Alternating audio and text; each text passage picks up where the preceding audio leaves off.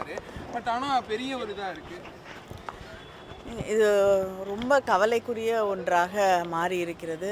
தினம் ஒவ்வொரு நாளும் ஒன்று இல்லை ஒன்றுக்கும் மேற்பட்ட இப்படிப்பட்ட குழந்தைகளுக்கு எதிரான பெண்களுக்கு எதிரான குற்றங்கள் தொடர்ந்து நடைபெற்று கொண்டிருக்கிறது. அது மட்டும் இல்லாமல் குழந்தைகள், இளைஞர்கள் என்று சிறுவர்கள் கூட தாக்கப்படக்கூடிய ஒரு சூழல் நாம் சந்தித்து கொண்டிருக்கிறோம்.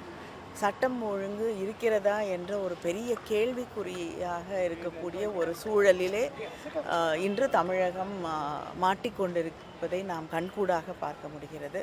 புதிதாக பதவியேற்றிருக்கக்கூடிய அரசு அவர்களுக்கு போதிய அவகாசம் தரப்பட்டிருக்கிறது. இதற்கு பிறகு கூட சூழ்நிலையை அவர்கள் சரி செய்யவில்லை என்றால் நிச்சயமாக மக்களுடைய அவநம்பிக்கைக்குத்தான் அவர்கள் தொடர்ந்து ஆளாக வேண்டியிருக்கும் என்பதை அவர்கள் புரிந்து கொள்ள வேண்டும். தொடர்ச்சியான மின்வெட்டு